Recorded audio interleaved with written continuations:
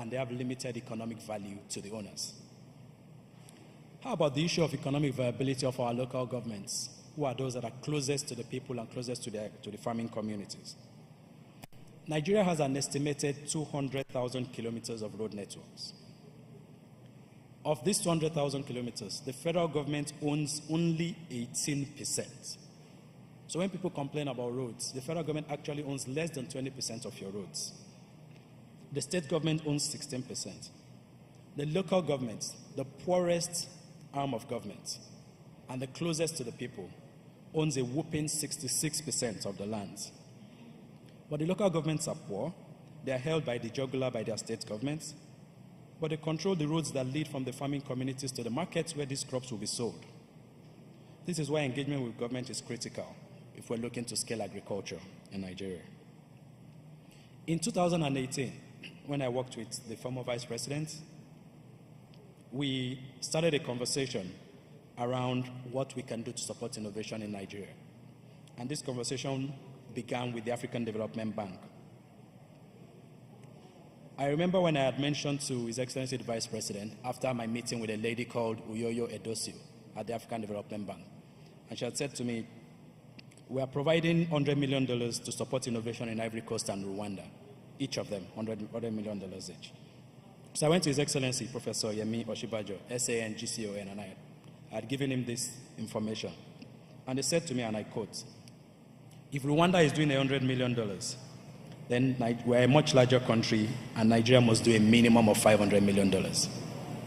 So we began the conversations, and that conversation today has led to the establishment of what we call the Investments in Digital and Creative Enterprises program. This program is a $618 million program supported by the African Development Bank, Islamic Development Bank, and French Development Agency. Nigeria's Bank of Industry will also be providing a $45 million debt product as part of the federal government's own contribution to the program. The program seeks to encourage innovation and entrepreneurship in Nigeria's tech and creative industries by providing financing to build a talent pipeline, to back enterprise support organizations, and encourage the development of favorable policies. And most critically, to improve access to finance for startups in Nigeria's technology and creative ecosystems. The program's access to finance pillar would provide blended financing options for startups, putting African money in African startups, with a core focus on equity and debt financing, de-risking investments for venture capital companies, and encouraging investments beyond your typical investment destinations of Lagos, Abuja, Port Harcourt, maybe Kano. The IDICE program, as it is tagged by its acronym, will be an important partner to organizations like FX as they seek to scale innovation in Nigeria's agri sector. We will be engaging with the team at FX to look at ways in which agricultural practices that are enabled by technology can be built, can be scaled, and supported, ensuring that we'll provide more opportunities for youth interested in innovating in Nigeria's agricultural value chain. The IDICE program is an example of how we can bring all stakeholders to the table to build solutions that can support innovation, stakeholders including the government, the academia, industry leaders, financial institutions, and civil society. We must all collaborate and create an environment that makes it easier to innovate and do business. If we do this right, we will be laying the foundation for innovation to thrive and unleashing the power of youth-led innovation. 4, in cultivating an environment conducive to innovation to thrive and scale, we empower young innovators to contribute meaningfully, spurring economic advancement, job creation, and addressing multifaceted global challenges. And we may just ignite a flame that has the potential to light up the world. Ladies and gentlemen, we must remember that scaling market-led solutions through the power of youth-led innovation is not just an option. It is an imperative. And for Nigeria, I dare say it is even almost existential. As we discussed today, let us commit to fostering an environment where innovation knows no bounds, where youthful ideas are cultivated into impactful solutions, and where scaling becomes the vehicle through which transformative change is realized. I look forward to today's conversations, and I hope that we will all learn a thing or two, network and build partnerships, that will help us build scalable businesses in Nigeria's agricultural sector. Thank you.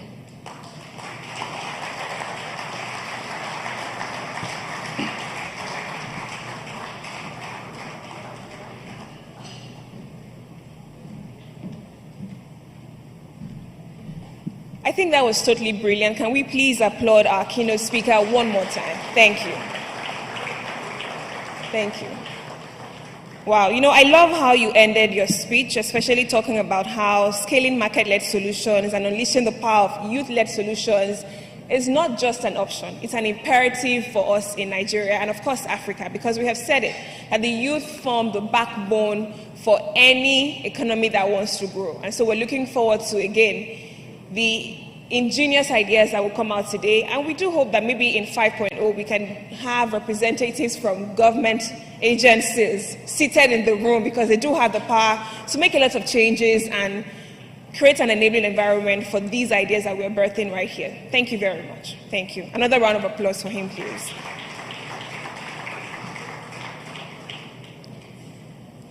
We're going to move on very quickly, and we'll take the fireside chat. Now, this fireside chat will focus on why innovations fail, cracking the code on the pitfalls of innovations. A lot of times we hear of new startups, especially technology-enabled companies, things that, ideas that have been birthed. A lot of times also, we hear that they are no more. So we'll be talking about, why these innovations fail and how we can actually crack the code on the pitfalls of these innovations.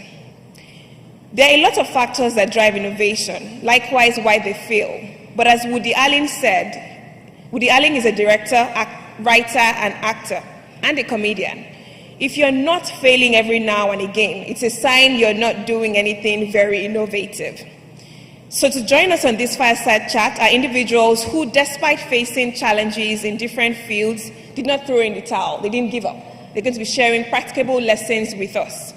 To moderate this panel session, which is now an expanded fireside chat, we have a financial guru. He has a wealth of experience in trading, corporate and investment banking, pension fund management, and financial market consulting from various organizations, including Access Bank PLC, Chapel Hill Denham Group.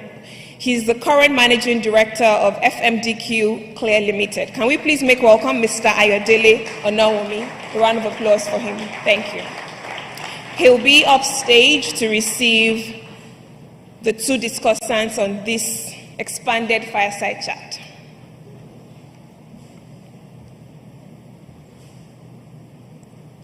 Thank you very much, Mr. Ayodele, for agreeing to do this. We're truly delighted to have you here.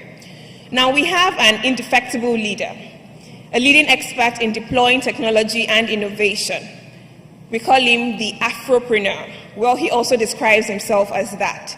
He's a founding partner at Lofty Inc. Capital Management and co-founder of the Winnovation Hub, an innovation platform based in Nigeria that has successfully accelerated the launch of several technology startups in social impact sectors. He's listed amongst CNN's top 10 African technology voices. He's a Singularity University Impact Fellow, a Harambean Fellow, Clinton Global Initiative University Fellow, MIT Global Startup Fellow. I thought the applause would be coming by now. SAP Ashoka Global Changemakers Award winner, Dell Technology Award winner, Starting Block Innovation Fellow, and a Nigeria Leadership Initiative Future Leader. He's experienced in providing consulting expertise and strategic advisory services to startup firms and social enterprises in emerging markets, especially Africa. Please let's make welcome with a resounding applause, Idris Bello. A round of applause.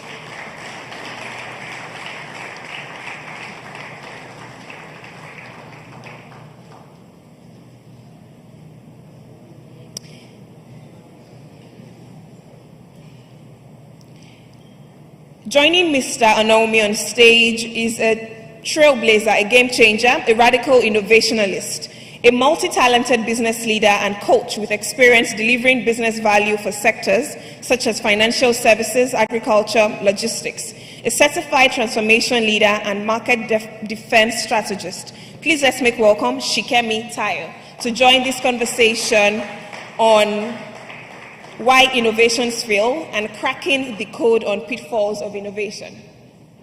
Mr. Naomi, I guess you would start with the fireside chat before we have our second guest come up. I'll be handing over to you right now. Thank you. Please go ahead. You can start the conversation.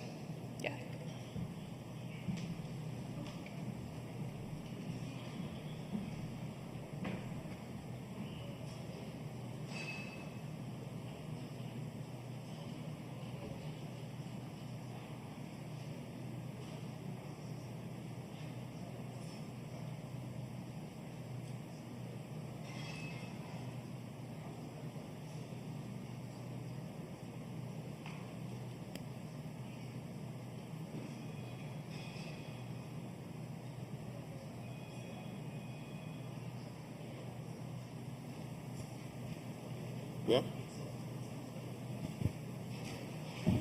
Yeah. I did.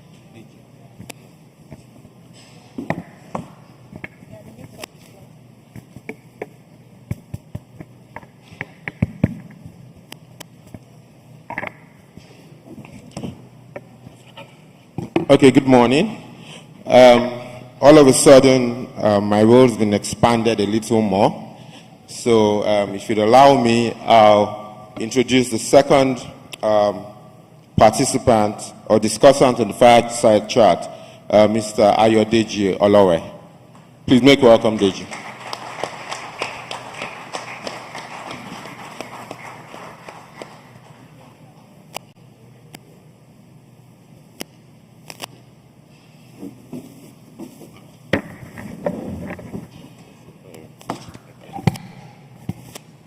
Okay, good morning and welcome, Shikemi and Ayodeji. Okay, so we're talking today. We want to talk today about the second most abused word. I mean, clearly the first is strategy. And the second, fast coming the first actually, is innovation. And we're trying to dissect it today and really say, why does innovation fail? So we'll look at what the various pitfalls are, because as you and I know, it's a major driving force today in whatever we want to do, particularly the space where you both have thrived thus far. So we'll talk about the role of research and development in driving innovation, the point at which innovation, do we really at a point have to stop innovating and just, maybe I should use your word, Deji, execute? You know, so we'll spend some time talking about that. But if I would start with you, Shikemi, that word, innovation, in your own words, what does it mean to you? Hello? Okay. Hi. Yes, you're right. Innovation is becoming a buzzword, but from my experience, innovation is a type of change, right? The question is, what type of change is it, right? It could be I guess the word is an incremental change. Like I want maybe Akiyinka to move from this seat to the seat behind him. Just a small step, right? But it's a change in behavior, right? It could be a breakthrough, which is something big, like all of us are leaving this building and we're going somewhere else. Or it could be transformational in the sense that the way we think, right? And I'm using these very generalized examples because we don't want to lock it down to just tech. Innovation happens in all areas of our lives. I'm sure if we ask some people about their family history, they would even tell you that something innovative has happened since the time they were kids till now. So innovation for me, I think we need to first take away the word that it is a change, right? The question now is, what level is that change? Is it an incremental change? Is it a breakthrough? Or is it transformational? Thank you. All right, thank you very much, Shikemi. So, please go ahead. So we're saying innovation could cause change either in bits or exponential. What are your thoughts? So the degree that innovation could cause change, sometimes you don't know. And I will give you a few examples. So when you do something innovative and it removes friction, there is a particular level of inflection, like an inflection point, a tipping point, that everything just changes. A few examples. When you look at videos, right, or televisions, it's basically you flipping pictures. When you look at videos, just a series of pictures going very fast. At a low speed, it's nothing. But immediately, you could conveniently or easily flip pictures up to 24 times a second. Then we have videos. With videos, we have screens and everything. Can you see just moving from, say, 20 to 24, right? Created a significantly new world that we didn't have before. Now, when you take the internet, for example, in Nigeria, we all grew up going to cyber cafes or using the internet in the office. But immediately, the internet was fast enough for everybody to have a smartphone and to be able to use a service in a smartphone. Literally, all the new economy is built on that fact. So, innovation can be very incremental. Maybe your computers is a little bit faster than the one you had 2 years ago. Or it can be so exponential that it creates an entirely new world that wouldn't have existed, right? Okay, thank you very much, Deji. But taking it from there, I want to ask, do you know upfront that you're innovating? Or is it a result? If you think you know, you're probably not innovating. If you think you know, you are probably not innovating. It's just like when you ask anybody, are you smart? If they tell you they're smart, they're probably not. Because most often than not, being smart means you are burdened with what you don't know. Innovation is sometimes exploratory. You don't know what you're going to find. Look, in fact, if you look at a lot of things that have been created, you hear that they were sitting somewhere in somebody's lab, or they wanted to they were trying to solve problem A, and they found out that problem solves problem B better. And they just tell the people with problem A, thank you guys, somebody else will come along, and then they'll show up. So most often than not, transformational innovations, we don't know what they will do. But then you must be ready to go down that path, being comfortable with either solving a problem or not being able to solve any problem at all. Okay, all right. Thank you very much. Shikemi, what does this word mean to you when you say good product, bad time?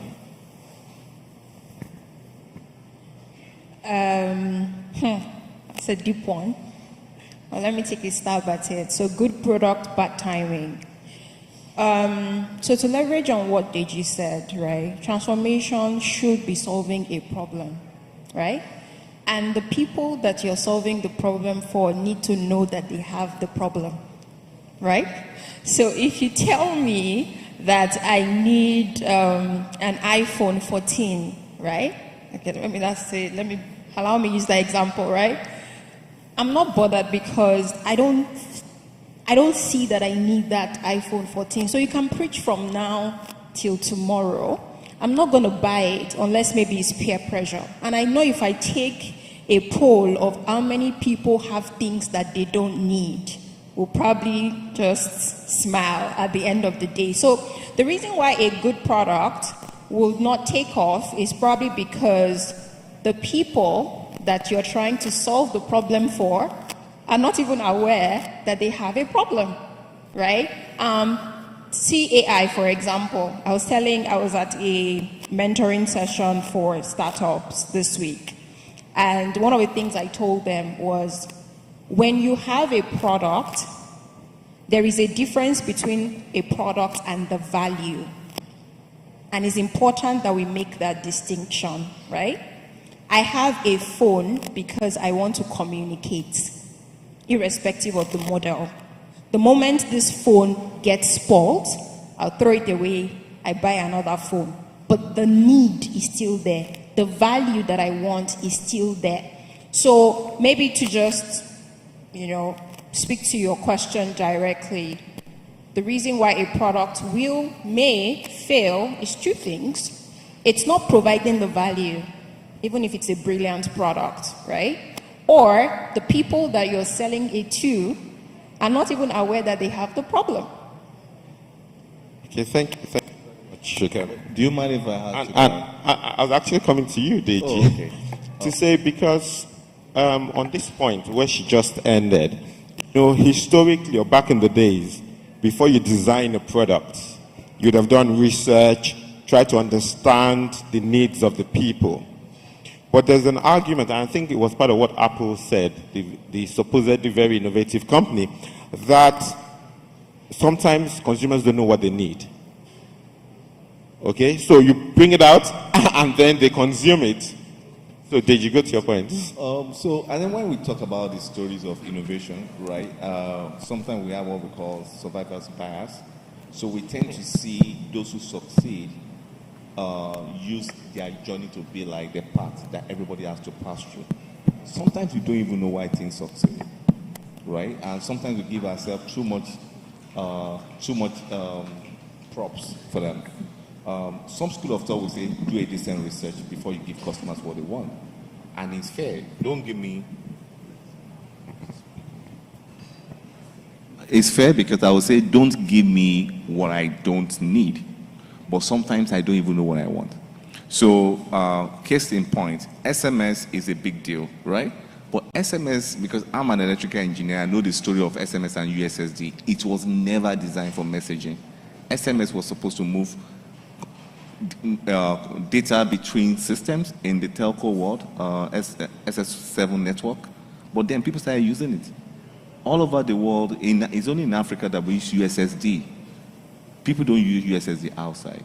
So sometimes people will take a particular product and use it. Now, some products may come earlier at a time when people can't figure it out. So today people talk about multiplayer game like Fortnite and the rest of them.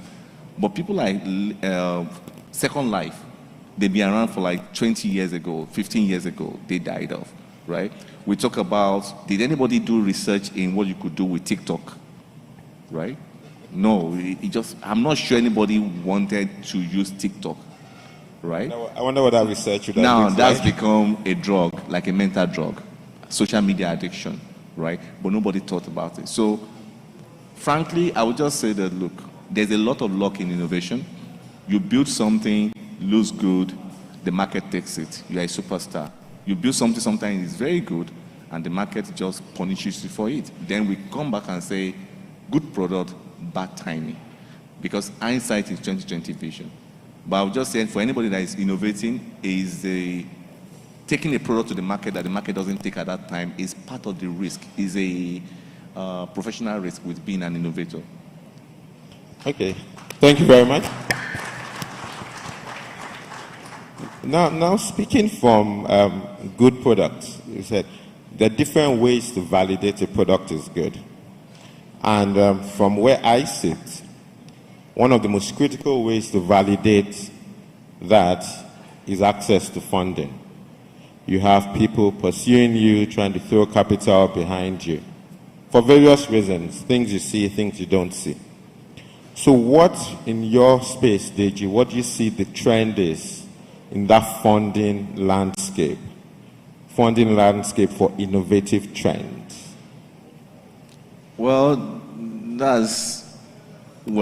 you have to look at it over a period of time. Because right now it's cyclical, right? Every 8-10 years, the market gets very scared and then things go south. Now things are south now. Now I don't know if they're south, but currently we are south, right? But it's not going to last forever. Look, funding is a catalyst. So we hear good stories about bootstrap companies. I started my company, I didn't take external money, and something good happened. Right, it happens, right? But those are outliers, right? Here, so in every sample size, statistically, there are always going to be something that happens differently. Either people you give a lot of money to, they screw it up, or people that didn't get money and built a business. But most businesses statistically will need funding. Funding is a catalyst. Funding is a petrol or the rocket fuel in your rocket, right? So no matter how good the engine of the rocket is, without that rocket fuel, it's literally not going anywhere. So funding is critical. I'm not sure if anybody has cracked alternatives to funding. Okay. Shikemi, what's your view on that? This roll-up funding, and particularly what investors, providers of capital, aside from the product being innovative, what are other things from your experience that they're interested in ensuring is there? Because for all intents and purposes, funding, early stage funding, is pretty much like investing in a black box. So what are the other things from your side that you think these funders or investors are key to look for when trying to provide this capital? All right. So from my experience, apart from funding, which Ayodeji has likened to fuel, there are things around scalability, or let me use the word sustainability, right? So what is that guarantee that that black box that I'm putting my money in is going to still exist in the next 6 months? And for everybody that is in this room, one of the recurring narratives that we seem to make a meme out of is how startups kind of just go and then dive, right? So as an investor, I would also want to look at your sustainability strategy, right? And what that means practically is two things, right? What is some sort of governance that you have so that it ends up not being a one-man show, right? How do we ensure that there are people that are guiding your strategy into a higher possibility of sustainability as opposed to just one and done, right?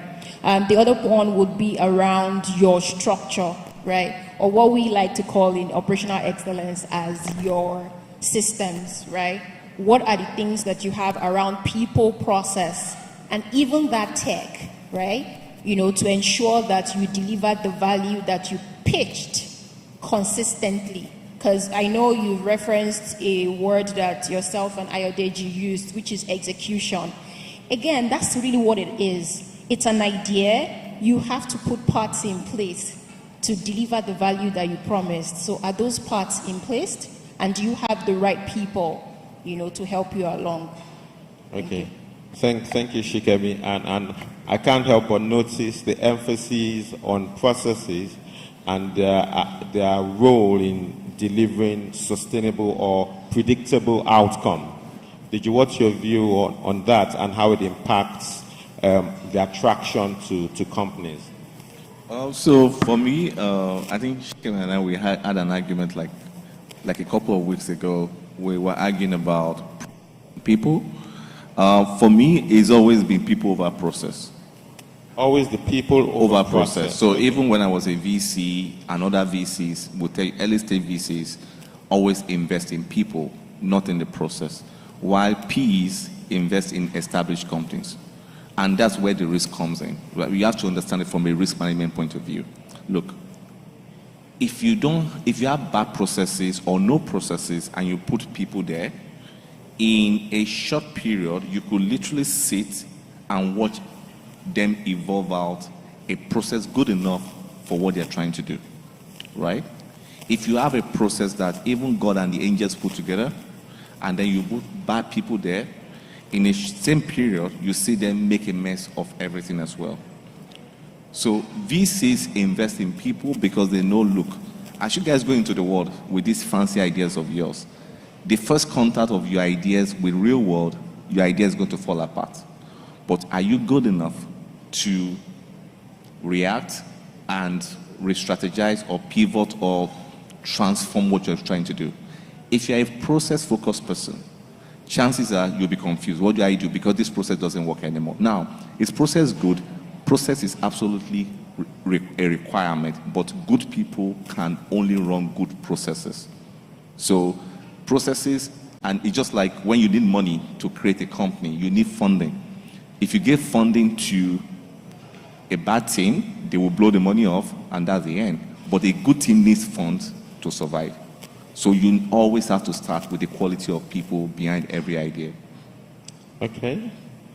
So is it so that at some stage in the company's life, it's people over processes? Absolutely. At every stage in any company's life, it's always people over process. Always people over processes. But what happens is that when a company becomes big, right, the process may move the current company in a particular trajectory that the impact of bad leadership or bad people is not immediately felt. But by the time you figure out, wow, we have wrong people, it's too late. Shikemi, what are your views on that? You warned me, I know. So again, I agree with him, but again, I feel like, and I think my response to him on that call was, what makes a good person? Like, what's the criteria for determining that somebody is good? What's the process for determining? Exactly, right? What's the criteria for defining a good person? Because I'm sure if I ask everybody, if you're a good person, raise up your hand, everybody's going to raise up their hand, right? So it's not like one or the other, right? It's, yes, you could say people are important, but I personally am of the school of thought that you also have to equip people to be great or good, right? So yes, you recruit right, you make sure that the person is not somebody that is going to steal your money, but then you also want to augment that person with what it looks like, which could be process. Okay. All right, thank you very much. We'll continue this discussion at the back. Okay, Deji, I want to pick your brain, your time in venture capital investing. Think back to an idea, a project you turned down without revealing the name. What did you see? Why did you turn it down? Oh, okay. Well, we turned down a ton, right? So I can give you an idea. So the first thing is, like I said, we always look at the people. So somebody shows up and say, oh, I need funding $1 million to do X or Y. Then you look at this person. Can this person do this thing? Right? Do you have the pedigree? Do you have the discipline? Do you have the drive? Right? I don't even care what you know now, but you have the ability to know things very quickly and deeply. If that isn't there, we are not going anywhere. That's number one. Number two is, we ask a question. Even if you succeeded, right, what's the return? So if I spend so much money building something that at success, the scale and the return will not be a lot, then there's no need to waste that time, right? It's not a good use of funds. Then you look at anything that has to do with regulatory. How more regulations do you have? Unless you have an innovation to circumvent that regulation, not in a bad way, maybe partnership, or you have a loophole that you can use, then I probably will not follow you, because smaller companies find it incredibly difficult to change the direction of regulation, right? You look at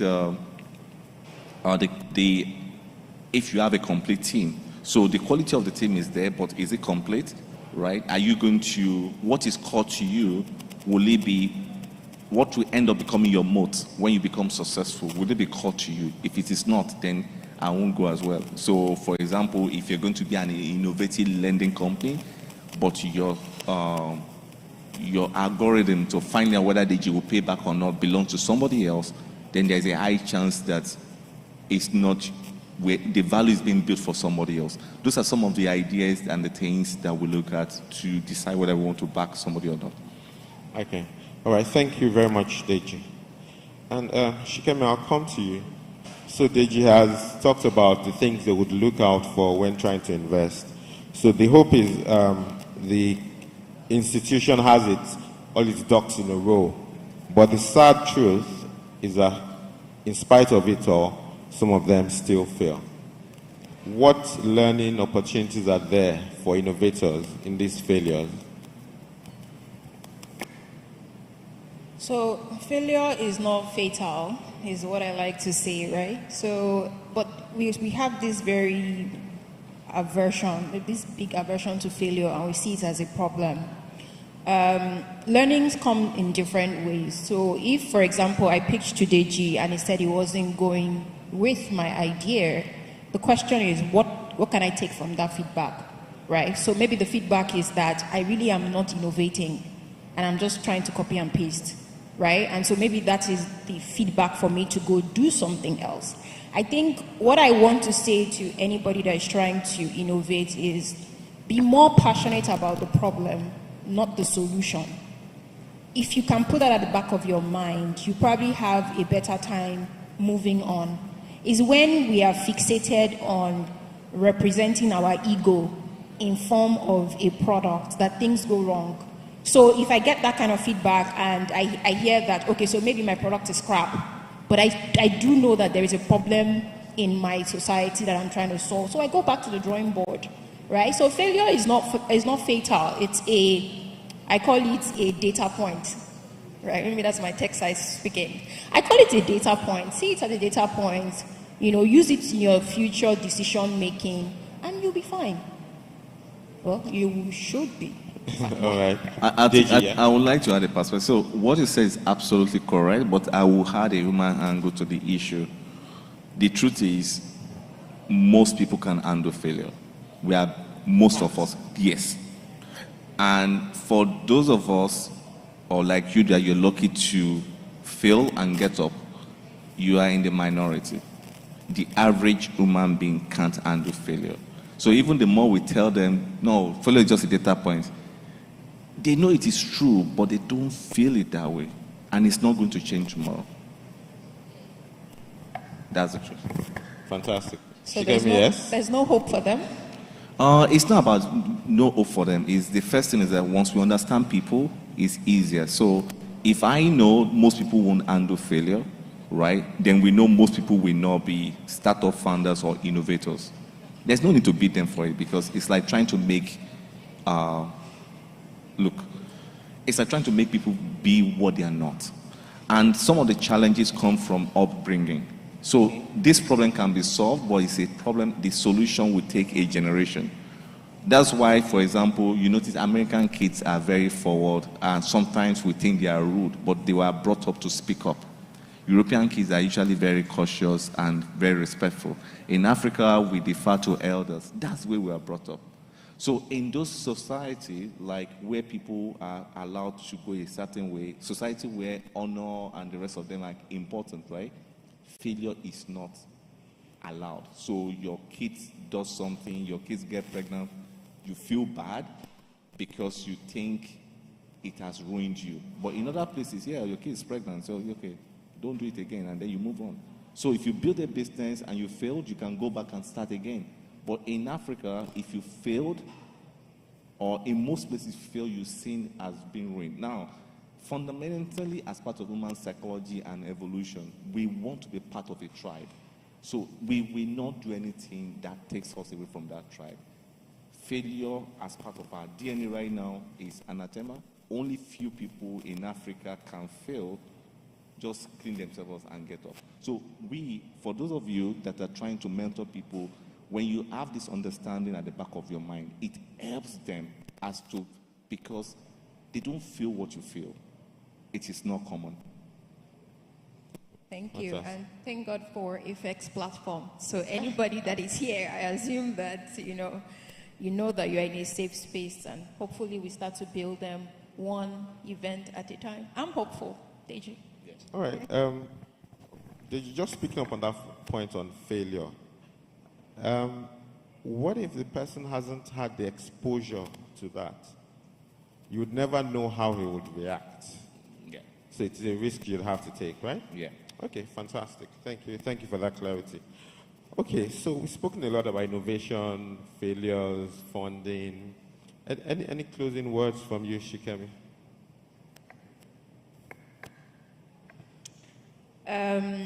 I think just later on the last conversation, it will just be, my favorite quote is, you either accept things they are, or you take the responsibility for changing them. And if you do decide to accept things for the way they are, you don't get to whine and complain about it.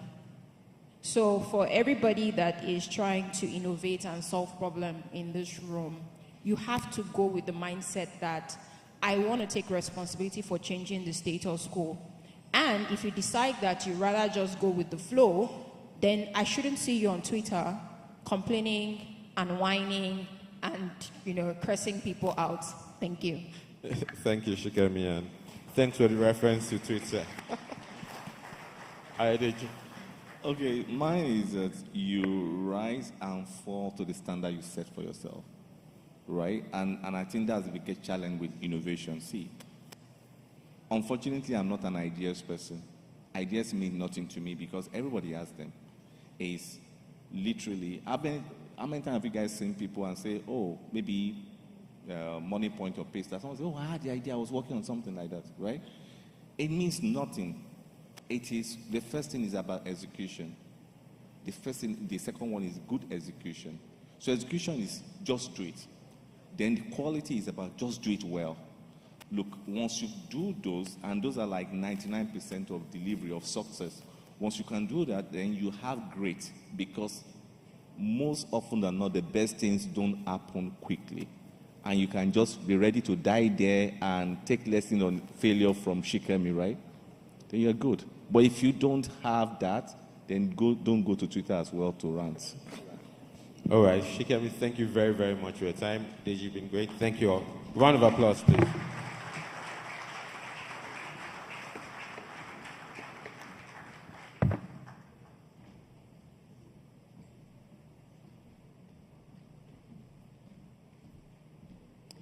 Thank you very much. Can we please give him another round of applause? Thank you. Thank you so much, Mr. Adedeji Olowe. I was almost going to commit a very grave error by missing you out, but I apologize, and we thank you. I mean, just in case you didn't know, Mr. Adedeji Olowe has helped to build many companies in Nigeria and helped a lot of startups. So we're really delighted to have him here today. Such an honor. Thank you. But Mr. Olowe, I'm planning on floating a startup soon, so I hope that this grave offense will not hinder my coming to you for advice. You would help? Thank you. Please give me a round of applause. Thank you. Thank you. And thank you very much, Mr. Onawumi, for doing justice to that fireside chat. Thank you very much. Now we're going to move on to listening to the innovative ideas that we really are itching to hear today. But before I introduce our first contender, I would like to recognize our incorruptible judges who have worked tirelessly up until this point, and I'll recognize them very quickly, starting with our chief judge, Oluwafunto Olashemo. A round of applause. Thank you very much. Okay, I love the energy. Thank you. We have one of our judges all the way from Kenya. A round of applause for Nixon Mageka Getchil. Thank you so much. Thank you. We also have Hakeem Onosoya. A round of applause for Hakeem. And last but certainly not the least, Mr. Jude DK. Thank you very much for being on board. And now the moment we have all been waiting for. Are we excited? Do you have anyone that you're rooting for in particular? Say it so you never know.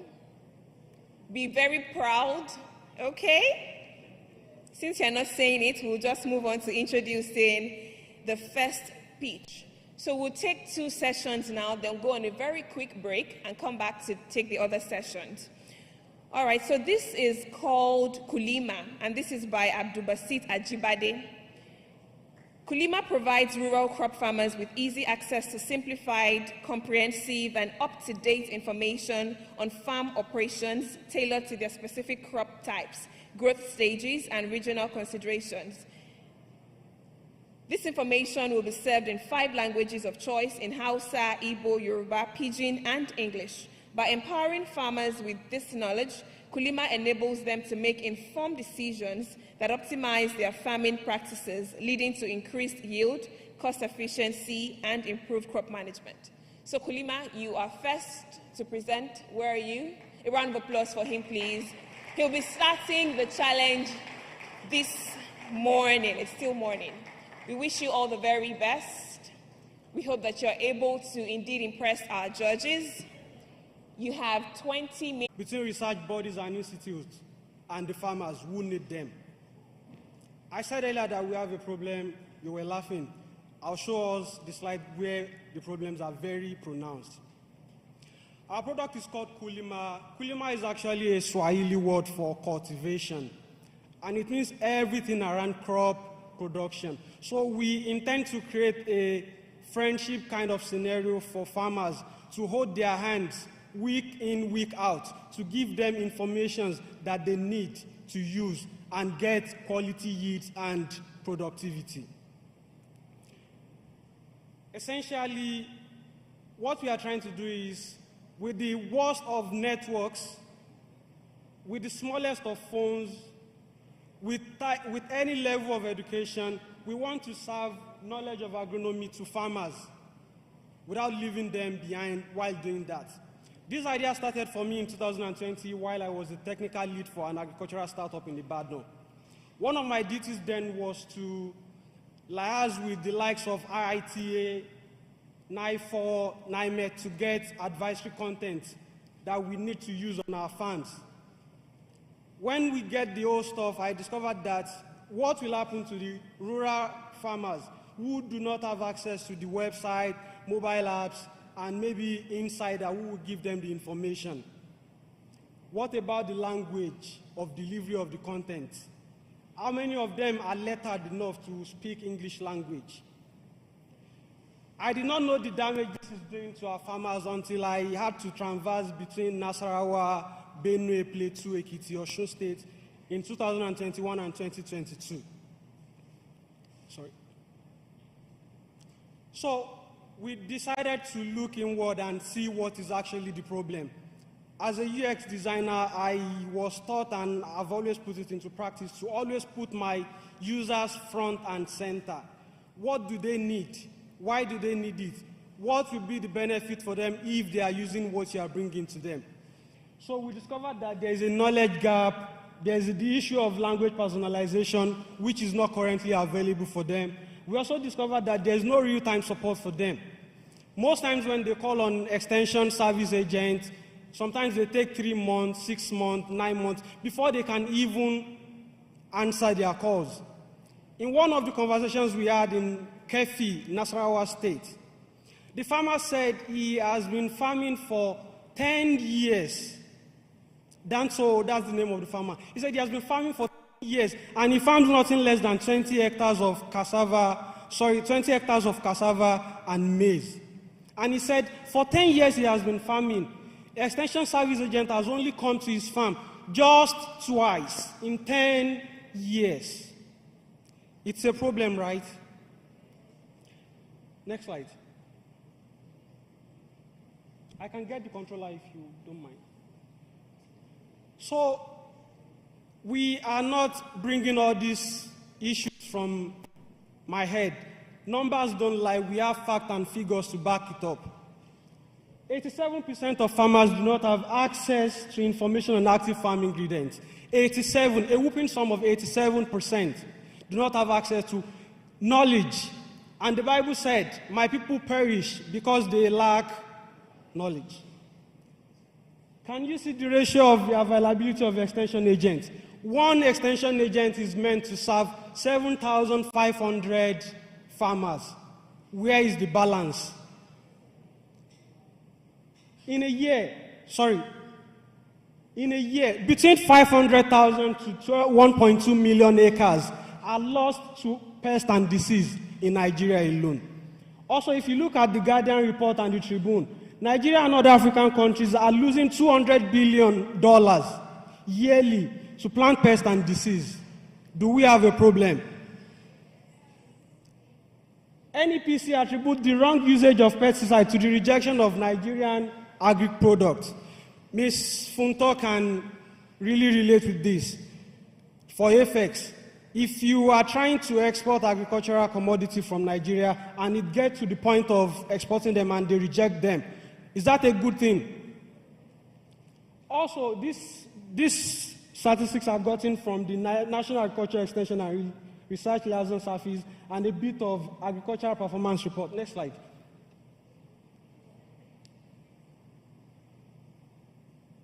So, the solution we are building, we are not trying to be very bogus. We want to address the simple problem that we have in a simple manner. So we are bringing Kulima and a USSD Agricultural Extension Service on board. We are simplifying agricultural knowledge of sharing with rural crop farmers in the application of chemical inputs. By chemical inputs, we're talking about pesticide, fertilizers, herbicide, and a whole lot of other inputs, while bridging the information gaps that is already in existence between the farmers, agronomists, and researchers in our institutes. So we are bringing 3 key value propositions. That is the personalized real-time agronomy support. We want to make it as swift as possible, make it real-time for them, give it to them when they need it. We are trying to bring a very, very user-centered USSD application.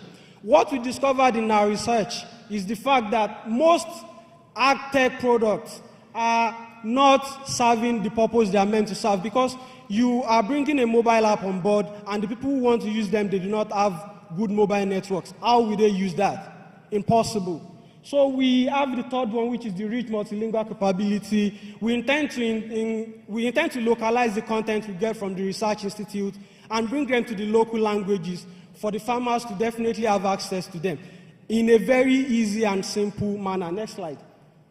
So the big picture we are trying to paint here is this. Farmers can easily obtain names of active ingredients and other information on chemical applications to be implemented at various stages to increase their yield. At the end of the day, we are looking to increase yield and productivity for farmers, which will definitely make them happy. And we are doing that to create a thriving agricultural ecosystem. Next slide. So the market validation we had, these are secondary data we got